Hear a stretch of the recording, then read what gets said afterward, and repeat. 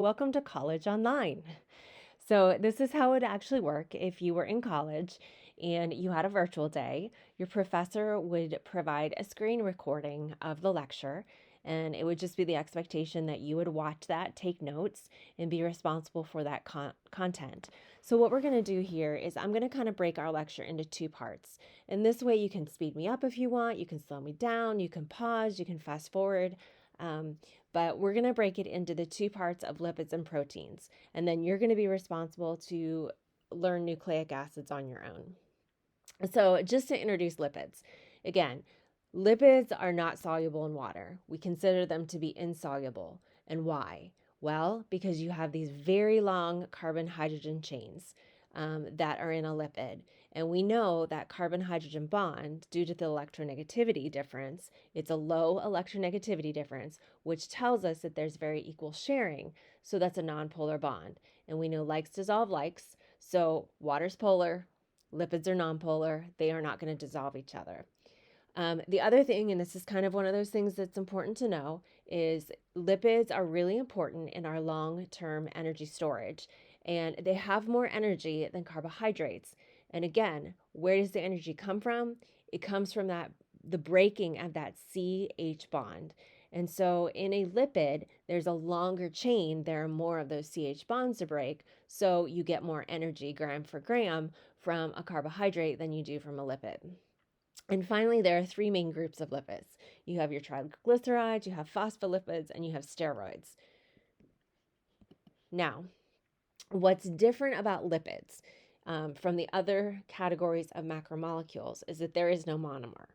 When we looked at carbohydrates, we said the monomer is a monosaccharide. So you take one monosaccharide, and through dehydration synthesis, you keep building bigger and bigger units. Well, for lipids, these aren't really huge molecules, and they're not going to combine with each other. So there is no one monomer. Instead, again, we're looking at the three different categories of lipids, and they're going to be very different in terms of their structure and function.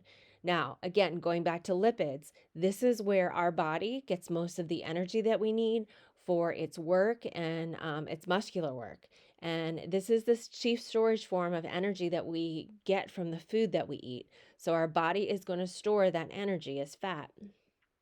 One thing that's really interesting is, and think about bacon. When bacon's cooking, you can smell it and it makes you hungry.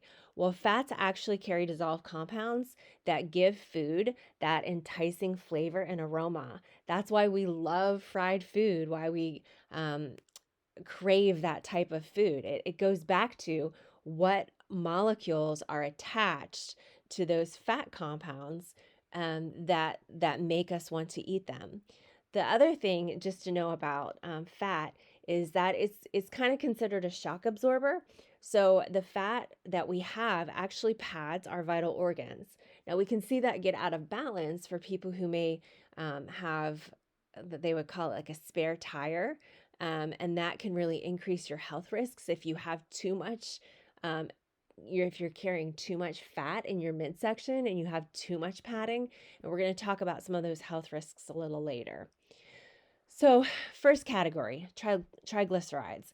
We're going to be interchanging kind of the word triglycerides and fats. So, prefixes matter. So, we see the prefix tri. Tri means three. So, when we think of a triglyceride, we are thinking about a molecule that is made from one glycerol, which you can see that's a 3-carbon chain, and then 3 fatty acids. And those carbon chains can range from about 4 to 24. 18 is the most common that we find in food. So again, if you were counting, you would just count, 4 carbons or 15 carbons, however many in that chain. This is really that glycerol, that 3-carbon chain, that provides the backbone here for those fatty acids to attach to.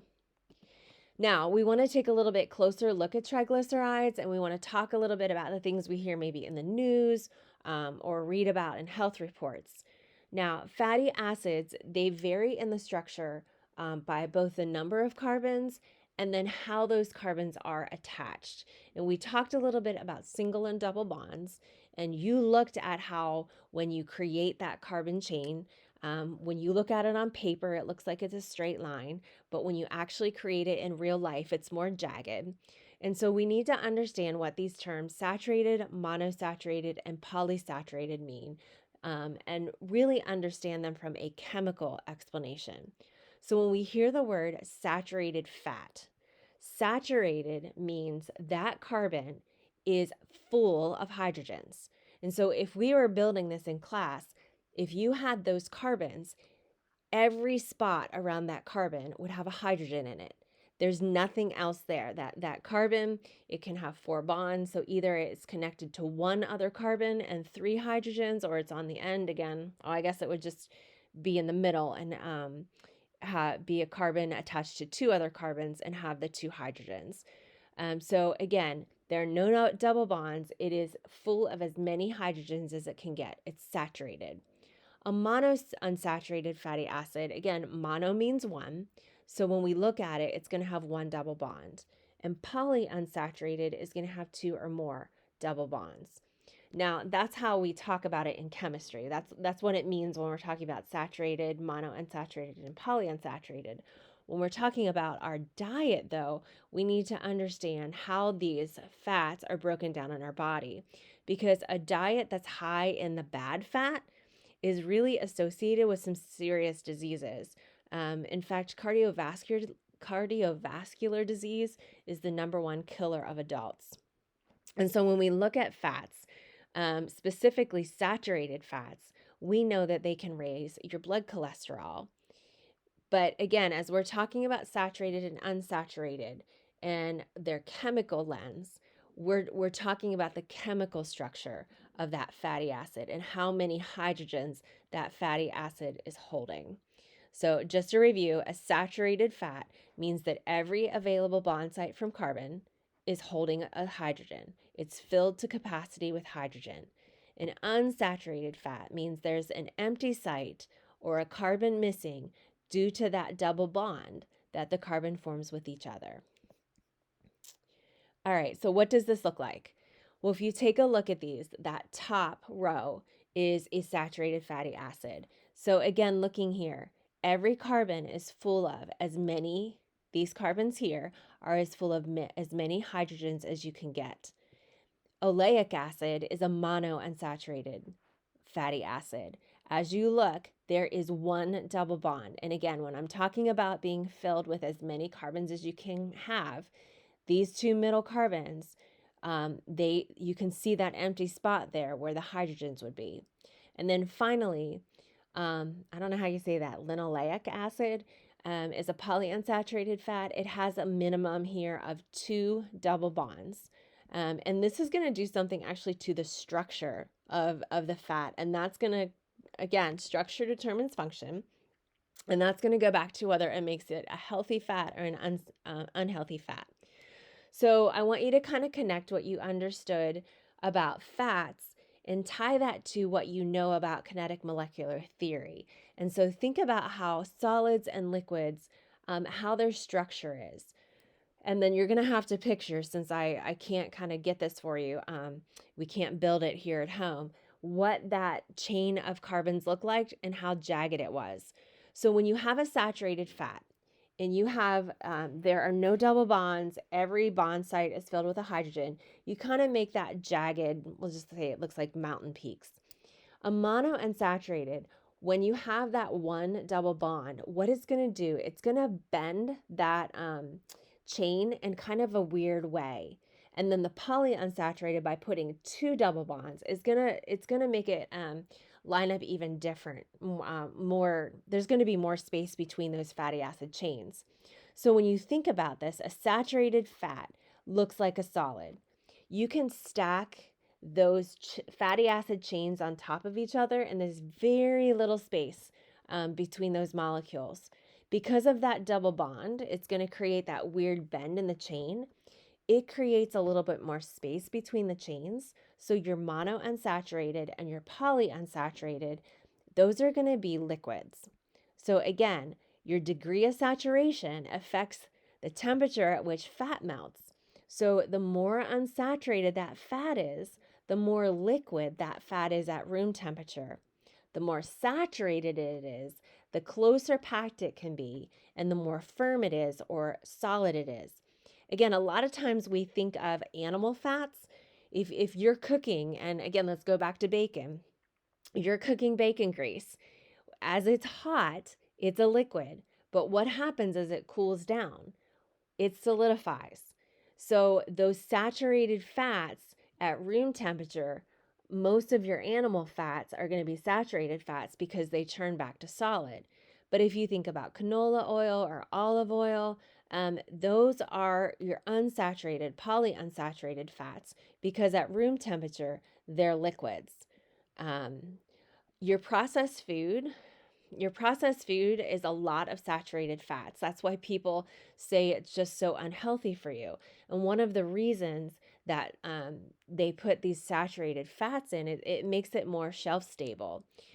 Where your polyunsaturated or less stable because those double bonds and that food, it's going to spoil more easily. So again, it's fresher, it's better, it's healthier, but it doesn't last as long as that monosaturated and unsaturated, polyunsaturated.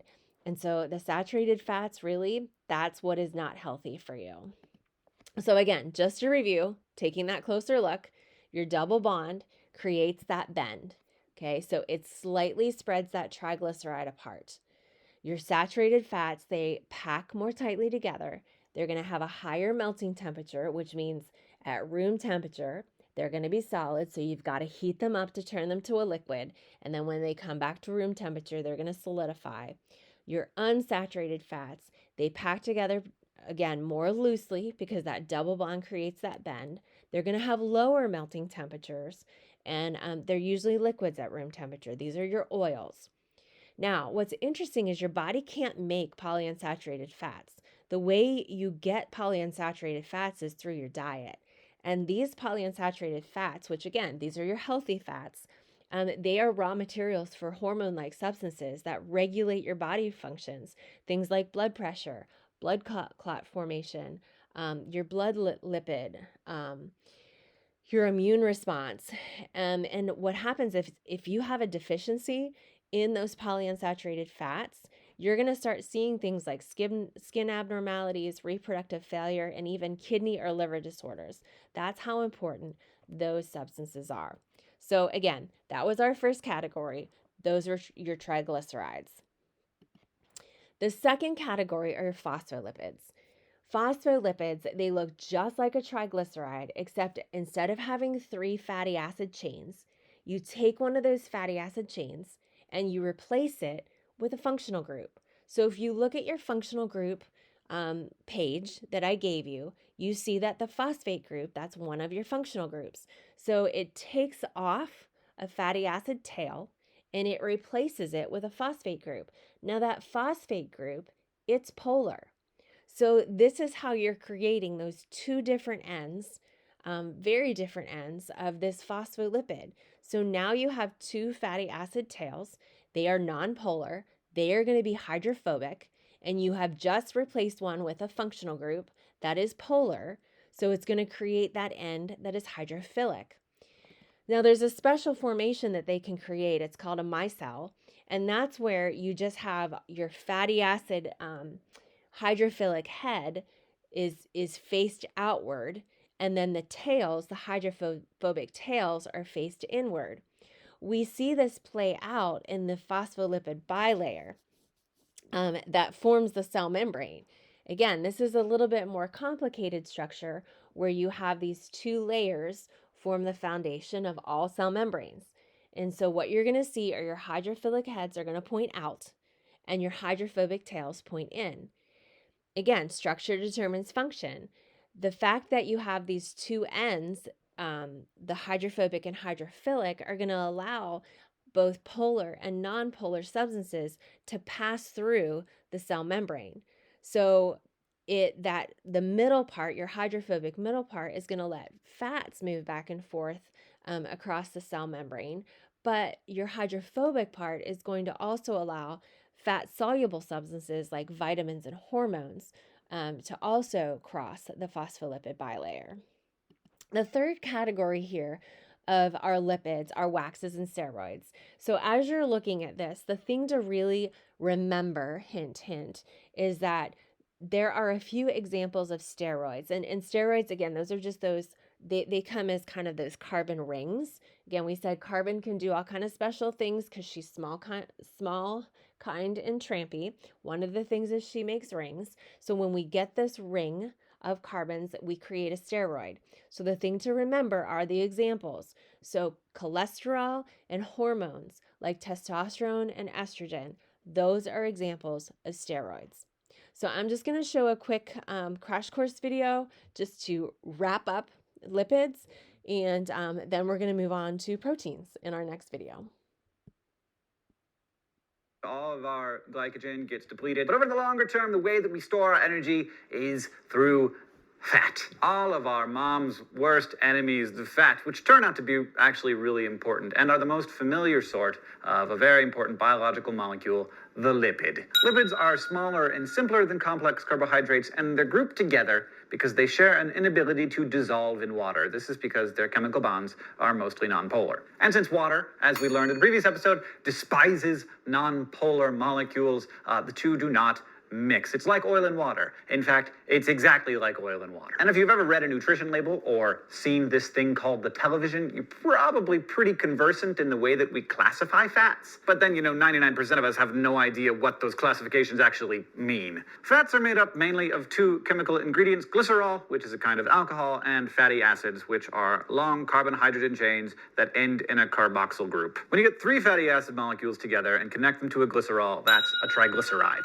These feature prominently in things like butter and peanut butter and oils and white parts of meat. These triglycerides can either be saturated or unsaturated, and I know that when we put the word fat and saturated into the same sentence, it sounds like an evening at KFC, but here we're talking about being saturated with hydrogen. As you hopefully remember from our first lesson, carbon is very nimble in how it uses its 4 electrons. It can form single or double or even sometimes triple bonds. This means that if the carbon atoms in a fatty acid are connected to each other with single bonds, all of the carbon atoms end up connected to at least 2 hydrogen atoms, and one of them picks up a third. So the fatty acid is saturated with hydrogen.